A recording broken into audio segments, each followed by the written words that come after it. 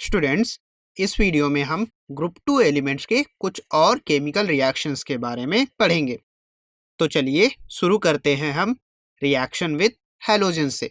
यदि हम group two elements को हाई टेम्परेचर पर हैलोजन्स के साथ रिएक्ट कराते हैं तो बेरिलियम को छोड़कर बाकी सारे एलिमेंट्स हमें MX2 टाइप के हैलाइड्स देते हैं।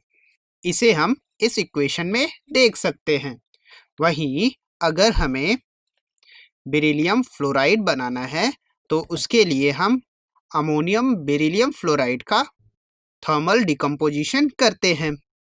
वहीं अगर हमें क्लोराइड बनाना है तो इसके लिए हम बेरिलियम ऑक्साइड को चारकोल के साथ क्लोरीन गैस से रिएक्ट कराते हैं और ऐसा करने पर हमें बेरिलियम क्लोराइड और carbon monoxide as a product मिलते हैं। ग्रुप टू एलिमेंट्स के बनने वाले हैलाइड्स जनरली हाइग्रोस्कोपिक नेचर के होते हैं, यानी कि ये एटमॉस्फेयर से मॉइस्चर एब्जॉर्ब करके हाइड्रेट्स फॉर्म करते हैं, जैसे कि MgCl2.6H2O, BaCl2.2H2O एटसेट्रा। और कैल्शियम क्लोराइड के इसी हाइग्रोस्कोपिक नेचर के कारण ही हम लेबोरेटरीज में इसको as a dehydrating agent use करते हैं। चलिए अब हम बात करते हैं ग्रुप टू एलिमेंट्स की हाइड्रोजन के साथ रिएक्शन की। तो बेरिलियम को छोड़कर बाकी सारे एलिमेंट्स हाई टेम्परेचर पर हाइड्रोजन गैस के साथ डायरेक्टली कंबाइन करके हमें MH2 टाइप के हाइड्राइड्स देते हैं। यहाँ पर बनने वाले हाइड्राइड्स आयनिक नेचर के होते हैं। वहीं अगर हमें बेरिलियम का हाइड्राइड बनाना है तो इसके लिए हम बेरिलियम क्लोराइड को लिथियम एल्युमिनियम हाइड्राइड के साथ रिएक्ट कराते हैं। ऐसा करने पर हमें बेरिलियम हाइड्राइड के साथ साथ लिथियम क्लोराइड और AlCl3 एज ए प्रोडक्ट मिलते हैं। यहाँ पर बनने वाला बेरिलियम हाइड्राइड कोवैलेंट नेचर का होता है। यदि हम ग्रुप टू एलिमेंट्स की एसिड के साथ रिएक्शन की बात करें तो ये एसिड के साथ रिएक्ट करके करेस्पॉन्डिंग सॉल्ट और हाइड्रोजन गैस प्रोड्यूस करते हैं।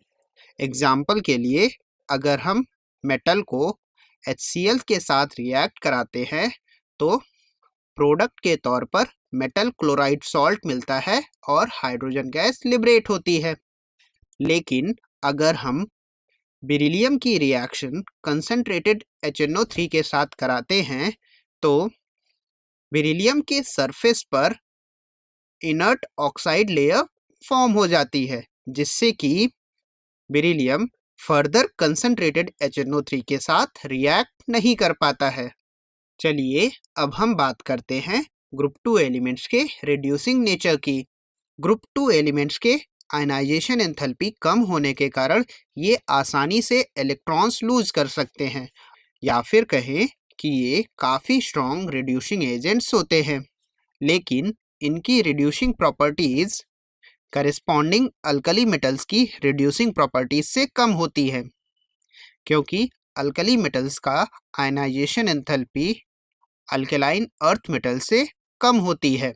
यदि हम इनके लिए स्टैंडर्ड इलेक्ट्रोड पोटेंशियल की वैल्यू देखें तो वो बहुत ही ज़्यादा नेगेटिव होती है, जिसको हम इस टेबल में देख सकते हैं।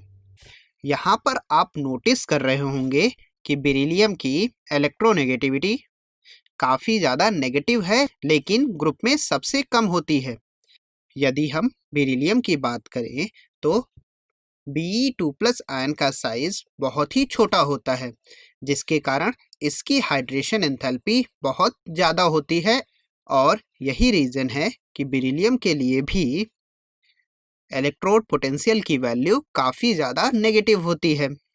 आप यहाँ पर नोटिस कर सकते हैं कि ग्रुप टू में बेरिलियम के लिए रिडक्शन पोटेंशियल की वैल्यू सबसे कम नेगेटिव है। ऐसा इसलिए होता है क्योंकि बेरिलियम की एंथैल्पी ऑफ एटमाइजेशन ग्रुप के बाकी मेटल्स के कंपैरिजन में बहुत ज़्यादा होती है।